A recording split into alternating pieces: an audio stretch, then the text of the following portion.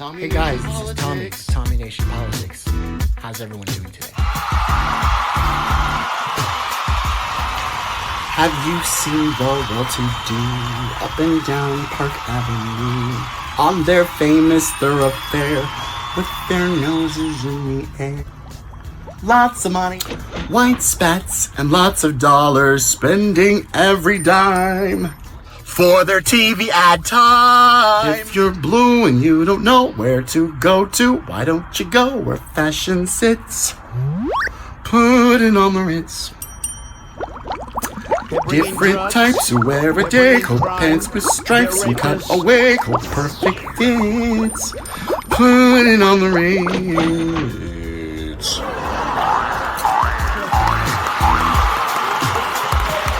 Hi guys, this is Tommy with Tommy Nation Politics. How's it going? Y'all good today? Good. Well, just another update on our political crisis, which matches with the health crisis, the financial crisis, and the eviction crisis looming ahead.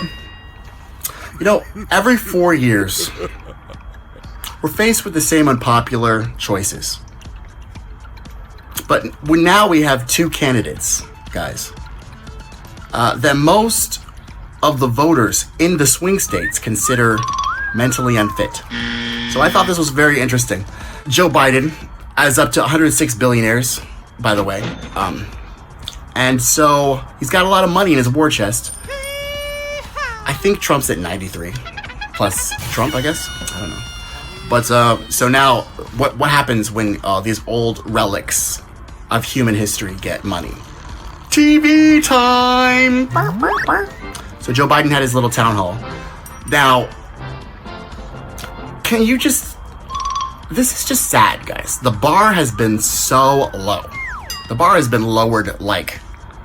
Y'all ever been roller skating? And you played, what's that game? Limbo, right? Try to get under the stick. This stick, bro. I don't know how much lower the stick can get. So a CNBC poll came out. 55% of Americans in swing states think that both Trump and Joe Biden are mentally unfit to be president. So yes, that's true. So you want to break that down? Let's break it down a little bit. So the mental and physical fitness of both candidates has been brought up in various ways in polling. Of this cycle, 55% of likely national voters, 51% of likely battleground voters say Trump is mentally unfit to be president. 52% of likely national and battleground voters say Biden is mentally unfit to be president. Voters are more confident in their physical fitness. 51% of likely national voters say that Trump is physically fit, but not mentally fit. And 57% say that Biden is physically fit to be president. However, the majority of battleground voters agree that both of these relics of neoliberal policies are completely unfit mentally, cognitively, to be president. This is a difference, I guess. I had it lucky in 2016 when we had a sociopathic, narcissistic, homicidal maniac running in the Democratic Party against a game show host. I didn't know that it could get even worse. Half of Americans doubt the cognitive abilities of these two candidates. I mean, how much more embarrassing can these parties be? And yet, you know, I was watching The View, and did you see Joy Behar get so excited about how well Joe Biden did? I mean, what is the bar? So he didn't faint. He didn't call anyone Esther Williams from the 1940s. And say something about black people that's really uncomfortable. Like, what is the bar? He didn't answer any questions. He didn't set out any policies. He didn't sufficiently talk about any of his agenda at all. And I was listening. Because best believe if he did, I would have fucking torn that shit apart. Because most of Joe Biden's agenda is not good for people.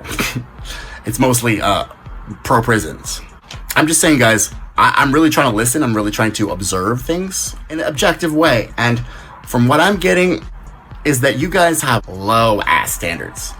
And here we have people talking about how Trump can't fill Ruth Bader Ginsburg's seat. Because why? Guys, I really need to debate a partisan. How are you guys even function? You guys have nothing. You really don't. Both of these guys are mentally unfit, according to the voters in the battleground states. 55% of them. How much more embarrassing do we want it to be? I mean, and yet, nobody's talking about that. Nobody on Facebook is talking about that. Nobody on Instagram is talking about that. No one on YouTube is talking about how embarrassing these political parties are. All they're talking about is how we have to be rescued from Trump. And this is just so weird, guys. Like, really? Is he hurting you? Where on the doll did Trump touch you? You guys are fucking crazy. So, I mean, I'm willing to argue with a partisan if a partisan wants to get on and talk to me about what Joe Biden's gonna do, because he said nothing will fundamentally change. So what do you think Joe Biden's gonna do for you? Nothing? He's just gonna rescue you from Trump, and that's enough. That's interesting. So I guess, like, if you walked into a marriage, one rule is please don't hit me. And if he could, like, cheat on you, he could, like, he could spend all your money on booze. But as long as he doesn't hit you, I guess he passed the bar, right? That's where we're at with the political parties. It's very interesting and sad. It's even more sad to see people defending things that they can't even defend. Like, literally, there's no defense for this. There's no defense for a narcissistic game show host who accidentally became president of the United States because we had a homicidal maniac running on the other side. And two, a dementia-riddled old man who incarcerated half the country and made the cartels enormously wealthy. I mean, no wonder they have cognitive problems. They don't want to remember the shit that they did in the past because it was horrible. So here's where we're at. Any more interesting little notes? Oh, you know, since I don't like Joe Biden, I think not only is he like a bad candidate, but he's also a horrible person. Just like my human nature, it warms me up inside to hear people talking shit about him because, you know, it's a bandwagon mentality thing. You know, we all have it. But I was going to the right-wing papers because they get a real good Reynolds. But here now I see why you guys are always talking about communism. Listen to this.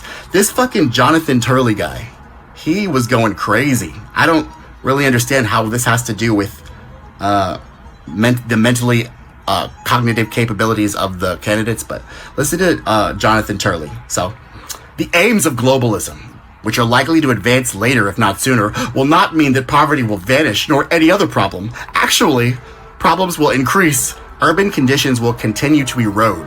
A new influx of low-wage workers will exacerbate income inequality. Increased regulation will stifle economic growth. That's what they're worried about. Republicans are always worried about economic growth before anything else. And apparently this all ties into Black Lives Matter, Antifa, and what he calls the Marxist-Leninist Maoist dual power struggle of the duopoly political parties. So apparently, according to Jonathan Turley, this right winger, the reason why we have two incompetent political parties is because the Marxist-Leninist Maoist, Black Lives Matter, Antifa dual power struggle. Okay, well, I would like to see evidence about that, but of course, none of these partisans have any evidence. They mostly just have, scare tactics and words that trigger. So that's what they do.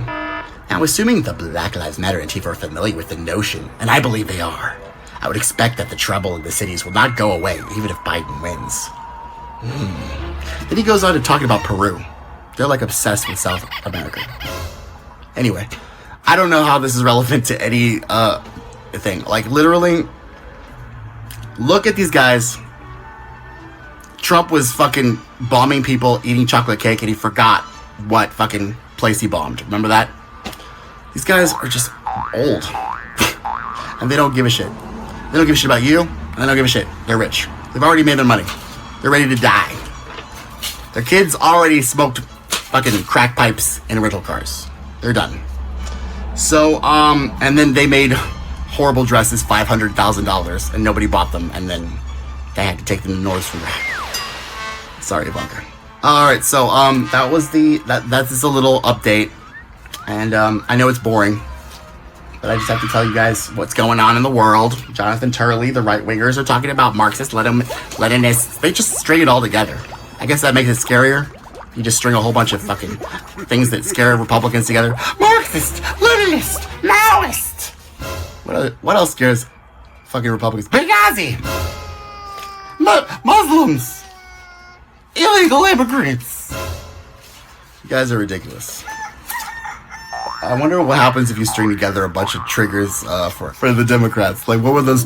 Guys, put in the comments, like, what you think, like, a string of Democrat trigger words would be. I want to hear them. Best one gets a t-shirt, okay? This is a real contest. Get on it.